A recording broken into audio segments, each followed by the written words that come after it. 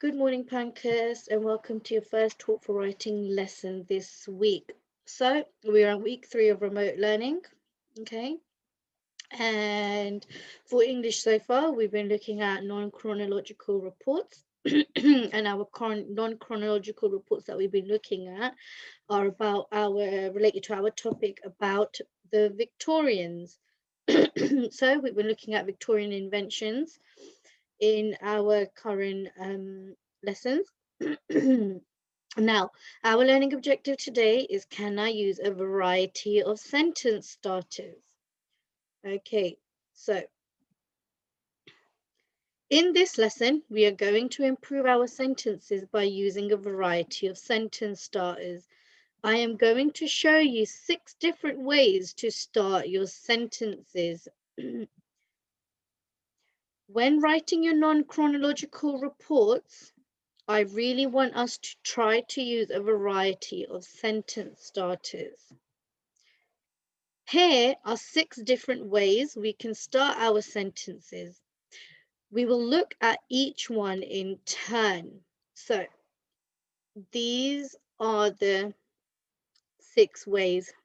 You have the subject, where or when, question, and these suffixes. Okay, li, ed, and ing. Now, the subject. So let's look at what the subject is. Here, you put the subject first and then the verb.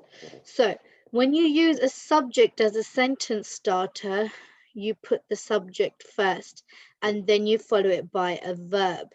So for example, your subject here is the person or the object or the item, basically the thing, okay? The thing. So it's a person, place, thing, or an idea.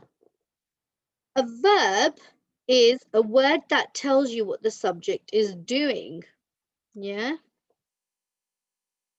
So, here are some examples for the subject. I cooked spaghetti. So, I is the subject and cooked is the verb. Here, the dog ran home. So the subject is the dog and ran is the verb.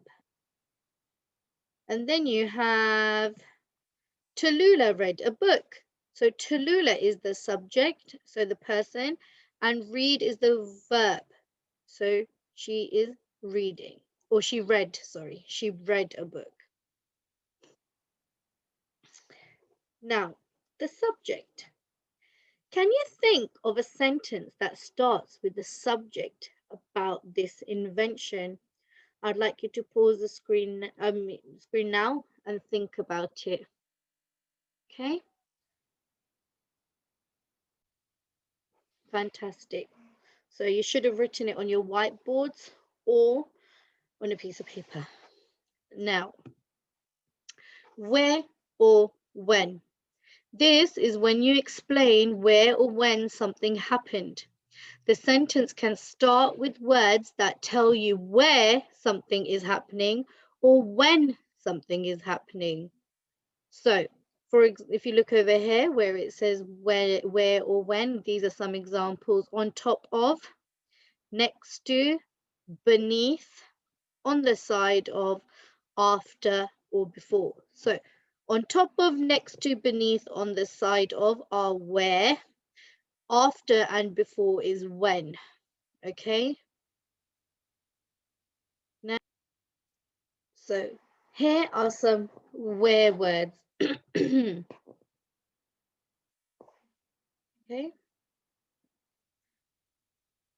On the road, there was a Victorian car. So here's your sentence starter using a where word, and it's on because the car was on. Next to the car, there is a building. So here's your other sentence starter, which is a where word. Don't forget to use a comma. So once you've written the beginning of your sentence using a where word, you need to add a comma. Okay. Now here are some when words. During the school trip, comma, we saw a Victorian car. So during is a time word. Okay. So it's when. When means time. Yeah. So during. So it happened during the school trip. We saw a Victorian car. Before school, I saw a Victorian car. So here's another when word that is used as a sentence starter.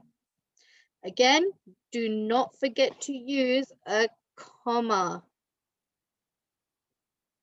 So now we are going to talk about some question sentence starters. Okay.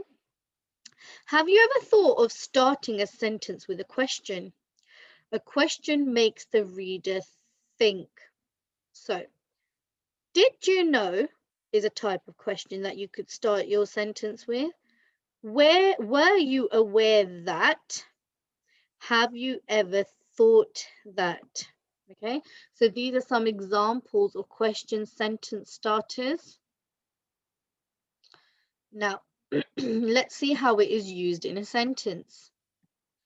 So, did you know that the first motor car was built in 1885 and only had 3 wheels? See, look how that question has been used as a sentence starter, but then the whole sentence is a question. And look, it's finished with a question mark as well, because did you know basically is a question. Were you aware that the first couple who drove cars in the Victorian times had to have someone walk in front of them with a red flag? Yeah. Again, this is your question sentence starter, and when you have finished your sentence, you end it with a question mark. So now endings. So ending in ed. Okay. You can start a sentence with an action that ends in ed. So here are some words: invented in, designed in, desired by, created for. When you use ed, words make sure you use a comma before you complete the sentence. Yeah.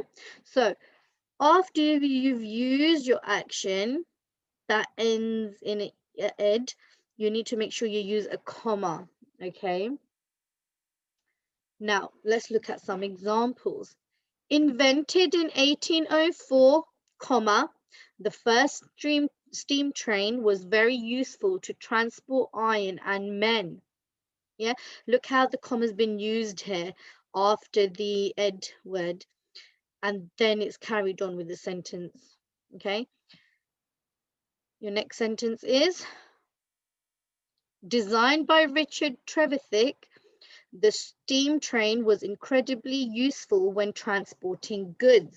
Again, here's my sentence starter starting with an ed word, and then I've got my comma before I finish off my sentence. Ending in ing. You can start a sentence with an action that ends in ing. Thinking of, paying close attention to, designing with some in mind, anticipating its success, hoping it would be success. When you use ing words, make sure you use a comma before you complete the sentence. So again, when you start your sentence with an ing word, you need to make sure that you use a comma before you finish off your sentence. So here are some examples of sentences ending in ing. Paying close attention to the chimney, we can see a lot of smoke coming out. Okay, there should be a full stop there. Sorry about that. Let's fix that. Mrs. Mirza made a boo-boo. Now, designing with passengers in mind, Some Victorian trains had carriages to transport people from one place to another. Now, if you look at my sentences, before I finish them off, I have used a comma after my section that uses the ing word. Now, ly, ending in ly. Finally, the last way to start a sentence is by using an ly word.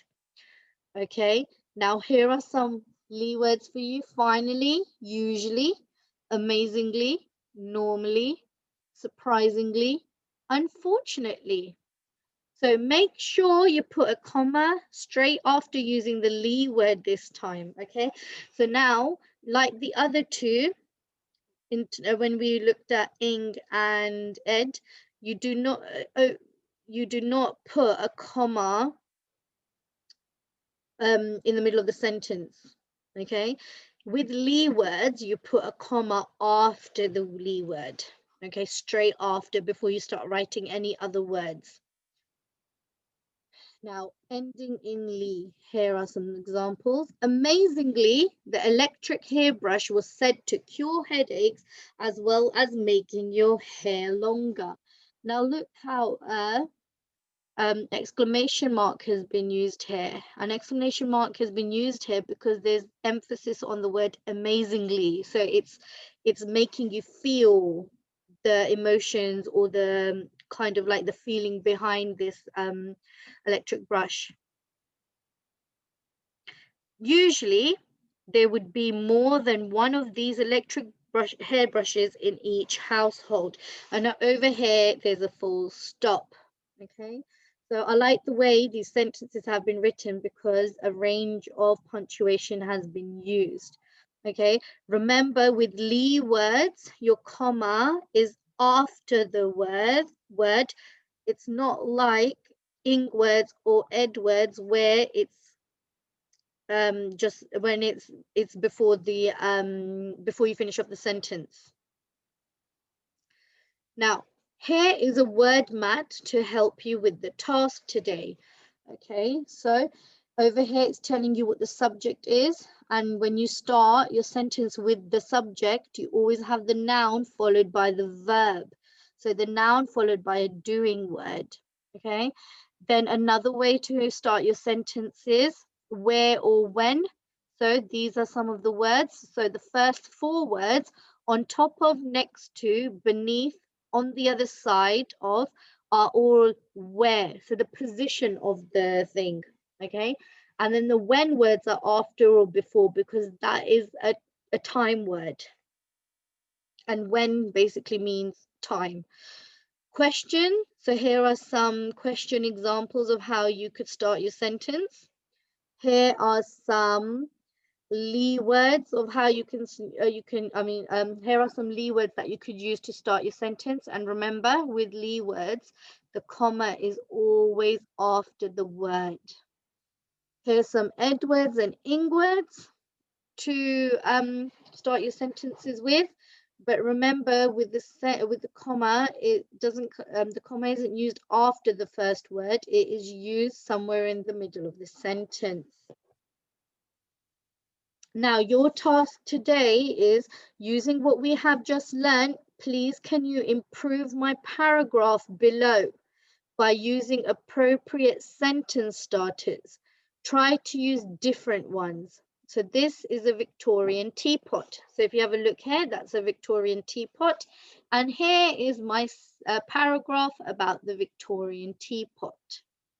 And what I would like you to do is improve this sentence using different sentence starters. Okay, now let me read it to you. It says, it has beautiful, intricate detail on the front. It has a small, delicate silver bird. It has a long silver spout. The oldest teapot is over 500 years old.